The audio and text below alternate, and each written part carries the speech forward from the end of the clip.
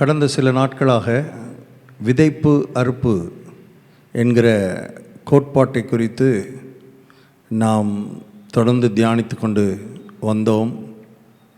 அதனுடைய முடிவுக்கு நாம் வந்திருக்கிறோம். அந்த விதைப்பு அறுப்பு பிரமாணம் என்பது தேவனே இந்த பூமியிலே அதை ஏற்படுத்தி வைத்திருக்கிறார். அதை தவிர்த்து விட்டு நாம் இந்த உலகத்தில் வாழ முடியாது. அந்த பிரமாணம் இல்லாமல் நாம் இந்த உலகத்திலே வாழ முடியாது. மனுஷன் எதை விதைக்கிறானோ அதை அறுப்பான். இது ஏதோ விவசாய நிலத்தில் ஒரு விவசாயி விதைக்கிறது மாத்திரமல்ல, அது விவசாயி குறித்து எழுதப்படவில்லை, எல்லா மனிதர்களை குறித்து எழுதப்பட்டிருக்கிறது. அவர்கள் வாயின் வார்த்தைகளினாலே, மனதின் எண்ணங்களினாலே, கைகளின் கிரியைகளினாலே எதை விதைக்கிறார்களோ அதையே அறுப்பார்கள். ஆகவே என்ன அறுவடை வேண்டுமென்று விரும்புகிறோமோ அதற்கேற்ற விதைகளை எண்ணங்களின் வழியாக, வார்த்தையின் வழியாக, நம்முடைய கரத்தின் கிரியைகளின் வழியாக நாம் விதைக்கும்படி எதிர்பார்க்கப்படுகிறோம். அதில் கடைசியாக நாம் இயேசு பேசிய ஒரு உவமையை எடுத்து நாம் பார்த்தோம். இந்த விதைப்பு அறுப்பு பிரமாணத்தை குறித்து அவர் ஒரு மிக முக்கியமான ஒரு கோணத்தை அங்கே அவர் டீச் பண்ணுகிறார், போதிக்கிறார். அது என்னவென்றால், விதை என்பது வசனம். வசனம் விதையைப் போல இருக்கிறது என்று இயேசு பேசியிருக்கிறார். இயேசு அதை சொல்லியிருப்பார்னா அதான் கரெக்டு, அதான் சரி.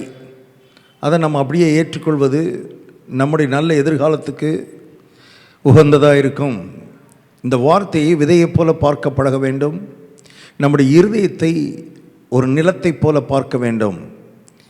ஆகவே இந்த இருதயமாகிய நிலத்திலே இந்த வசனமாகிய விதையை விதைத்து, என்ன வசனத்தை எடுத்து விதைக்கிறோமோ, தொடர்ந்து அதை உள்ளே வைக்கிறோமோ, அதற்கேற்ற விளைச்சலை நம்முடைய வாழ்க்கையிலே நாம் பார்ப்போம். நம் மூலமாய் மற்றவருடைய வாழ்க்கையிலும் அது பலனை கொடுக்கக்கூடியதாக இருக்கும். இதைத்தான் தொடர்ந்து நாம் பார்த்து கொண்டிருந்தோம். பலவிதமான நிலங்களை குறித்து ஆண்டவர் பேசியிருக்கிறார். வழியருகே விதைக்கப்பட்ட விதை, கற்பாறை நிலம், முள்ளுள்ள நிலம், கடைசியாக நல்ல நிலத்தை குறித்து கர்த்தர் பேசினார். அது லூக்கா எழுதின சுவிசேஷம் 8ஆம் அதிகாரத்திலே நான் உங்களுக்கு வாசிக்கிறேன். மறுபடியுமாக லூக்கா எழுதின சுவிசேஷம் 8ஆம் அதிகாரம் 15வது வசனம். நல்ல நிலத்தில் விதைக்கப்பட்டவர்கள் வசனத்தை கேட்டு அதை உண்மையும் நன்மையுமான இருதயத்திலே காத்து பொறுமையுடனே பலன் கொடுக்கிறவர்களாக இருக்கிறார்கள். அந்த வார்த்தையை கொஞ்சம் கவனிக்க விரும்புகிறேன். ஏன்னா வார்த்தை ஒவ்வொன்றும் கர்த்தர் பொறுக்கி எடுத்து பேசி வைத்திருக்கிறார். பொறுமையுடனே பலன் கொடுக்கிறவர்களாக இருக்கிறார்கள். அப்படியானால் விதைக்கப்பட்டது ஒரு நாள், பலன் கொடுப்பது இன்னொரு நாள். இது ரெண்டுக்கு நடுவிலே பொறுமையோட காத்திருக்கிறார்கள். என்ன சொல்ல வர்றாருன்னா, இது ரெண்டுக்கு நடுவிலே ஒரு கால அளவு இருக்கிறது. விதைக்க ஒரு காலம் உண்டு, அறுக்க ஒரு காலம் உண்டு. அறுவடை வருகிற வரை பொறுமை ஒரு தேவனுடைய பிள்ளைக்கு தேவையாக இருக்கிறது என்று கர்த்தர் சொல்லுகிறார். ஸோ இந்த பகுதி நம்மை அடுத்த ஒரு கோட்பாட்டுக்கு நேராக நம்மை வழிநடத்துகிறதா இருக்கிறது. அதனால தான் சொன்னேன், இன்றைக்கு விதைப்பு அறுப்பு பிரமாணத்தை முடிவுக்கு வருகிறோம். ஆனால் அதிலிருந்து, அதே பிரமாணத்திலிருந்து, அதே வசனத்திலிருந்து இன்னொரு பிரமாணத்துக்குள்ளே நம்ம போக போகிறோம். அது என்னவென்றால், த லா ஆஃப் காட்ஸ் டைமிங். தேவனுடைய நேரத்தின் கோட்பாடு, காட்ஸ் டைமிங்.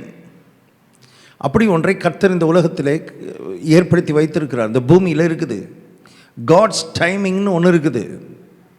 இதை குறித்த சரியான புரிதல் அநேக ஆவிக்குரியவர்களுக்கு இல்லாதபடினாலே அவர்கள் ஜெபித்து பார்த்தார்கள், வேதத்தை தியானித்து பார்த்தார்கள், உபவாசித்து பார்த்தார்கள், வசனம் என்கிற விதையை இதயத்திலே விதைத்து பார்த்தார்கள். அவர்கள் நினைத்த நேரத்திலே, நினைத்த உடனே, நினைத்த விதத்திலே பலன் இல்லை என்பதை பார்த்த உடனே சோர்ந்து போனார்கள், மனம் அடிந்து போனார்கள். அதற்கு காரணம் என்னவென்றால், they do not know the law of God's timing. தேவனுடைய நேரத்தை குறித்த அந்த லா, அந்த பிரமாணத்தை அவர்களுக்கு அதை குறித்த வெளிப்பாடு இல்லை, வெளிச்சம் இல்லை. ஆகவே கர்த்தர் நம்மை அடுத்த இந்த லாவுக்குள்ளே நம்மை நடத்த விரும்புகிறார். த லா ஆஃப் காட்ஸ் டைமிங். இந்த விதைப்பறுப்பு பிரமாணத்திலே ரொம்ப முக்கியமானது இது. விதைச்ச அடுத்த நாள் அறுக்க முடியாது. அது விதைப்புக்கு ஒரு காலம் உண்டு, அறுப்பதற்கு ஒரு காலம் உண்டு, அறுவடைக்கென்று ஒரு நாள் உண்டு, அற்புதத்திற்கென்று ஒரு நாள் உண்டு. பாருங்க, பதிலை பெறுவதற்கு ஒரு நாள் உண்டு. அதாவது மேனிஃபெஸ்ட் ஆகிறதுக்கு, அற்புதம் மேனிஃபெஸ்ட் ஆகிறதுக்கு there is a time, God's timing. ஆகவேதான் கலாத்தியரில் எழுதப்பட்டிருக்கிறது, விதைப்பு அறுப்பை குறித்து கர்த்தர் சொல்லும் பொழுது,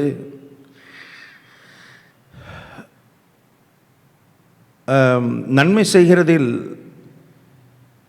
சோர்ந்து போகாமல் இருப்போமாக, நாம் தளர்ந்து போகாமல் இருந்தால் ஏற்ற காலத்தில், இது ரொம்ப முக்கியம், ஏற்ற காலத்தில் அறுப்போம்.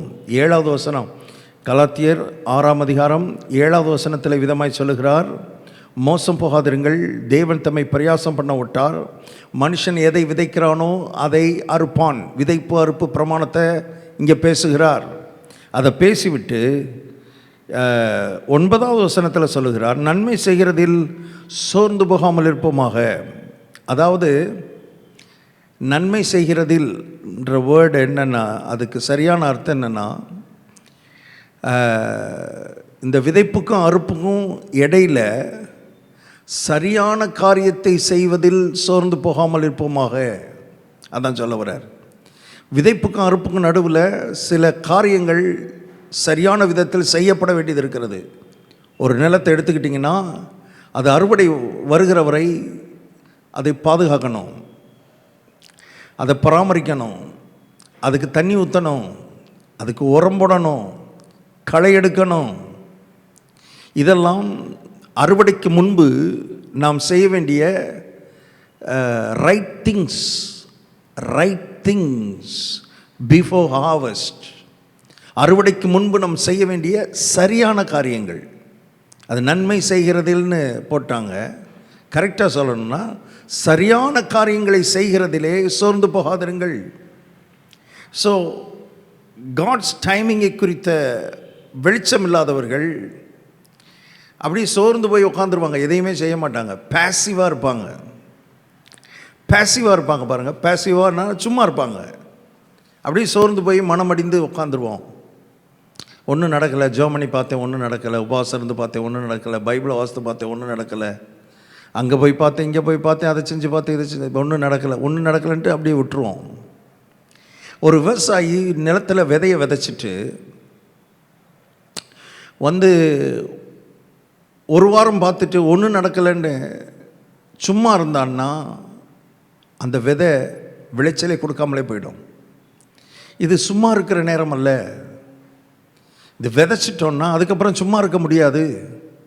அந்த விதையின் மேலே கண்ணும் கருத்துமாக, நிலத்தின் மேலே கண்ணும் கருத்துமாக அதை எப்படி பாதுகாக்க வேண்டும், எப்படி பராமரிக்க வேண்டும், என்னென்ன விதங்களில் அதுக்கு அதை அறுவடை கொடுக்க வைப்பதற்கு, விளைய செய்வதற்கு என்னெல்லாம் செய்யணுமோ அதை செய்யணும். ஏன்னா விவசாயிக்கு ஒன்று தெரியும், அறுவடைக்கென்ற ஒரு காலம் இருக்கிறது. கவனிங்க, அறுவடைக்கென்று ஒரு காலம் இருக்கிறது என்பது விவசாயிக்கு தெரியும். ஆகவே விவசாயி சோர்ந்து போக மாட்டான். அவன் எதிர்பார்ப்போடு காத்திருப்பான்.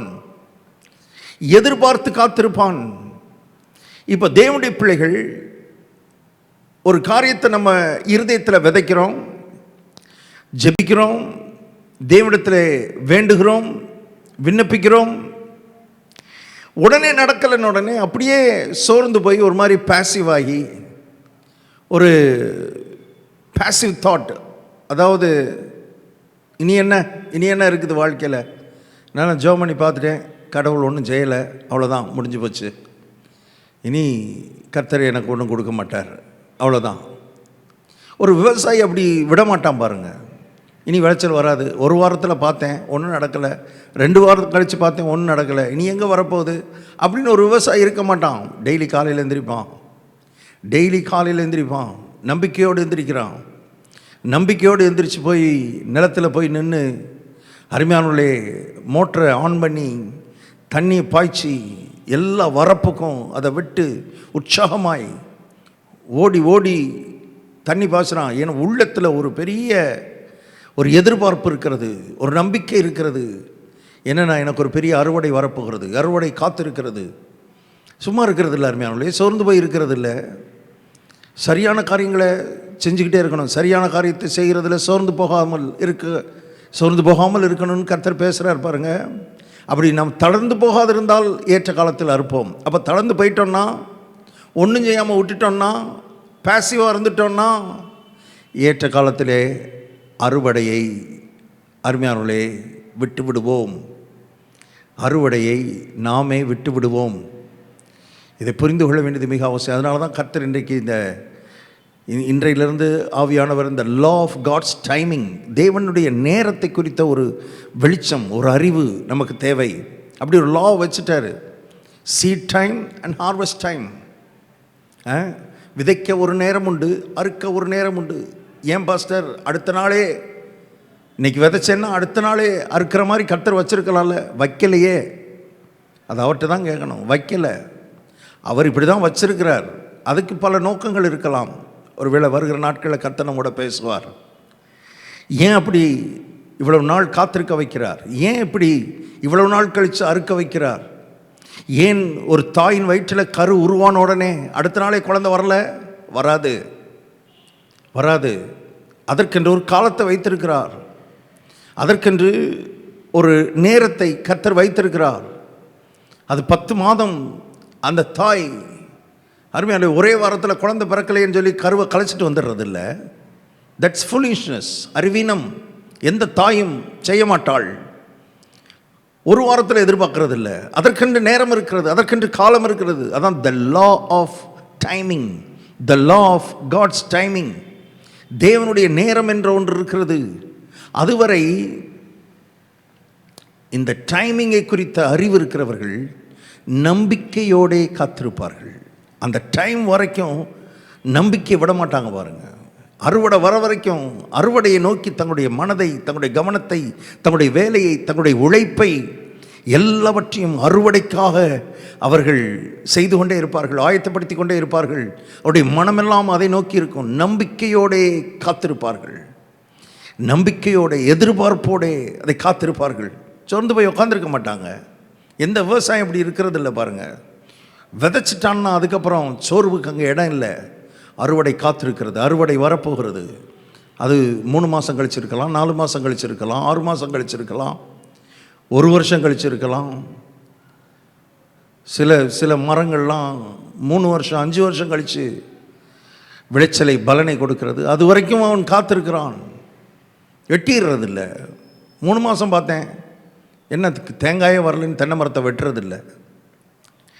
1 வருஷம் பார்த்தேன், என்ன பனை மரத்தில் ஒன்றுமே வரலன்னு பனை மரத்தை வெட்டுறதில்லை. It has its own timing. அதுதான் நான் சொல்ல வரேன். அப்போது நமக்கு அது தெரியும், அதெல்லாம் நமக்கு தெரியும். தக்காளி விதை போட்டால் எப்போ தக்காளி வரும்னு நமக்கு தெரியும். கத்திரிக்காய் விதை போட்டால் எவ்வளோ நாள் கழித்து கத்திரிக்காய் வரும்னு நமக்கு தெரியும். அது வரைக்கும் காத்திருக்கிறோம். அது வரைக்கும் நம்ம ஒரு எதிர்பார்ப்போடு இருக்கிறோம்.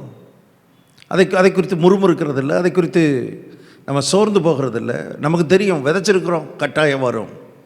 இப்போ கர்த்தர் சொல்கிறார், என் வார்த்தையை உனக்குள்ளே விதைச்சிருக்கிற, கட்டாயம் அறுவடை வரும். But it has time. அதற்கென்று நேரம் இருக்கிறது, காலம் இருக்கிறது. அப்போது நம்பிக்கையோடு இருக்கிறவர்கள் பாருங்கள், இந்த டைமிங்கை குறித்த த கோட்பாட்டை அறிந்தவர்கள் நம்பிக்கையோடு இருப்பார்கள். நம்பிக்கையோடு மாத்திரமல்ல, அவர்கள் அந்த இடைப்பட்ட காலத்தை மகிழ்ச்சியோடும் இருப்பார்கள். அறுவடை நினைத்து, குழந்தை பிறப்பை நினைத்து, குழந்தை பிறக்க போது, கரு இன்னைக்கு தான் உருவாக்கியிருக்கு, கரு உருவாகி ஒரு வாரம் தான் இருக்குது, ஆனால் ஒரு பெரிய மகிழ்ச்சி உள்ளே இருக்குது, சந்தோஷம் உள்ளே இருக்குது. பிகாஸ் தே நோ அது 9 மாதம் 10 மாதம் இருக்கிறது, இன்னும் காலம் இருக்கிறது. அந்த காலமெல்லாம் அந்த தாய்க்குள்ளே ஒரு பெரிய மகிழ்ச்சி, தகப்பனுக்குள்ளே ஒரு பெரிய மகிழ்ச்சி.